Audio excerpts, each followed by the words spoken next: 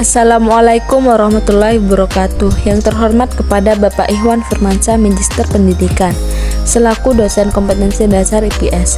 Perkenalkan, kami dari kelompok 8 akan mempresentasikan tugas tentang perekonomian di Indonesia. Sistem perekonomian Indonesia. 1. Sistem muncul karena adanya usaha manusia untuk memenuhi kebutuhan hidupnya.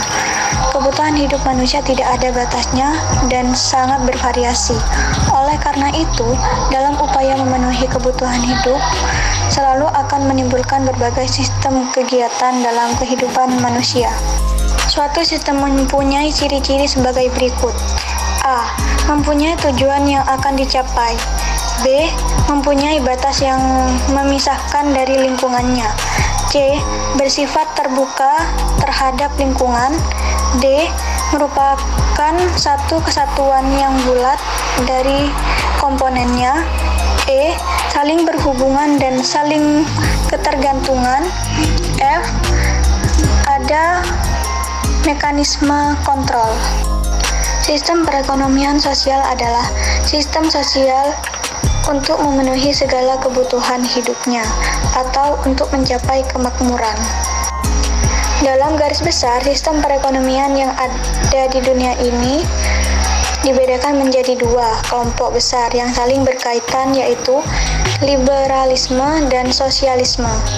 Sistem perekonomian liberal menurut konsepnya, sistem ekonomi liberal ini melibatkan kebebasan yang sebesar-besarnya kepada individu untuk mencapai kesejahteraan dan kemakmuran. Kebebasan tersebut adalah A.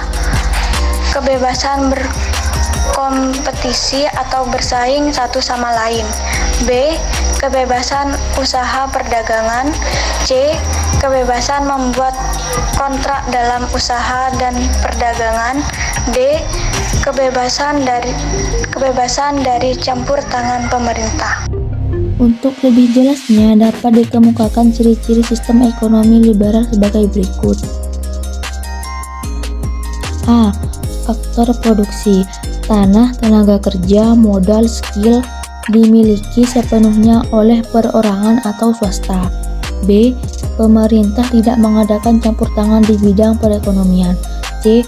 Persaingan pasar bebas terjadi di pasar yang terbuka bagi setiap orang. D. Para konsumen dapat mengatur sendiri pola konsumsi, pembentukan modal dan tabungan keseluruhannya. Terletak di tangan individu, sedangkan pemerintah tidak ikut campur tangan dalam hal ini. F. Tidak ada monopoli dan oligopi. Untuk menghindari yang kuat menekan yang lemah, perekonomian Indonesia. A. Pola konsumsi bebas dan tergantung pada kebutuhan masing-masing. B. Pola distribusi diserahkan pada mekanisme pasar yang secara otomatis akan mengatur kesemuanya. Sistem perekonomian sosialis merupakan suatu reaksi terhadap perkembangan sistem ekonomi liberal. Ciri-ciri pokok dalam sistem ekonomi sosialis sebagai berikut. A. Faktor-faktor produksi tidak mungkin menjadi milik perorangan, melainkan dimiliki oleh pemerintah. B. Ekonomi sosialis berdasarkan suatu perencanaan. C. Pembagian pendapatan nasional. Pengangguran tidak boleh terjadi. Standar hidup ditingkatkan dan bantuan modal untuk investasi direncanakan secara menyeluruh. Jarang perbedaan antara kaya dan miskin dihapuskan atau diperkecil. Dalam sistem ekonomi sosialis, setiap individu tunduk pada kolektivitas dan hanya merupakan alat kolektivitas saja. Pola produksi. Pola produksi tidak bebas melainkan sudah ditentukan dari atas menurut suatu perencanaan. Pola konsumsi. Yang dapat dikonsumsi hanya barang yang ditetapkan dan tidak jarang diadakan satu barang konsumsi yang seragam. Pola distribusi. Pola distribusi adalah sebagai penjarakan antara individu dalam perbatasan populasi. Pola distribusi dibagi 3 bagian. 1. Acak, 2. Teratur, 3. Mengelompok. Sistem perekonomian campuran. Yang dimaksud ekonomi campuran adalah sistem ekonomi yang di dalamnya terdapat unsur kebebasan dan unsur kekuasaan. Artinya, pemerintah dan rakyatnya memiliki peran dalam menyelesaikan masalah perekonomian. Contoh negara yang menggunakan sistem campuran adalah Brazil, Mesir, Prancis. Dengan demikian, dalam sistem perekonomian campuran ini, sumber-sumber ekonomi tertentu yang sangat penting dimiliki oleh pemerintah dan sumber-sumber ekonomi lainnya dimiliki oleh swasta.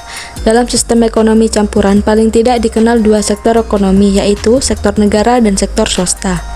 Sistem perekonomian Indonesia. Sistem ekonomi Indonesia dapat diartikan sebagai suatu kesatuan yang utuh dan terpadu dari mata rantai lembaga-lembaga ekonomi yang dipergunakan bangsa Indonesia dalam mengolah dan meningkatkan segala sumber daya yang ada untuk mencapai tujuan yang telah ditetapkan berdasarkan Pancasila dan Undang-Undang Dasar 1945. Apabila kita perhatikan Undang-Undang Dasar 1945, baik dalam pembukaan maupun batang tubuhnya, kita dapat melihat tujuan nasional yang merupakan tanggung jawab pemerintah. Pemerintah negara Indonesia bertugas melindungi segenap bangsa Indonesia dan untuk memajukan kesejahteraan umum, mencerdaskan kehidupan bangsa, dan ikut melaksanakan ketertiban dunia yang berdasarkan kemerdekaan, perdamaian abadi, dan keadilan sosial.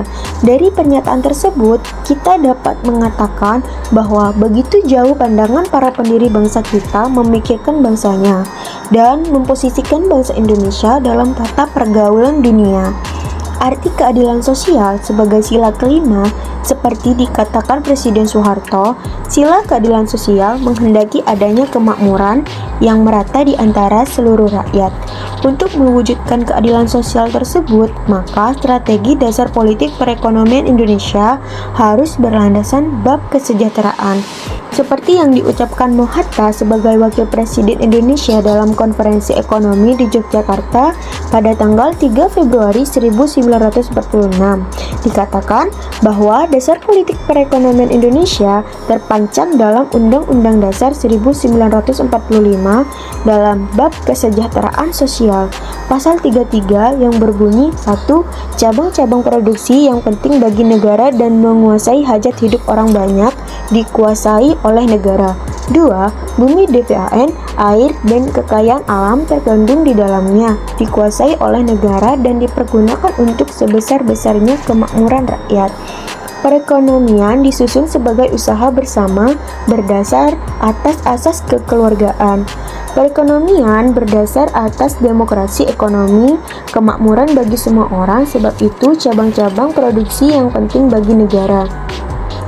Bumi dan air dan kekayaan alam yang terkandung dalam bumi adalah pokok-pokok kemakmuran rakyat. Sebab itu harus dikuasai oleh negara dan sebesar-besarnya kemakmuran rakyat. Sekian, terima kasih. Wassalamualaikum warahmatullahi wabarakatuh.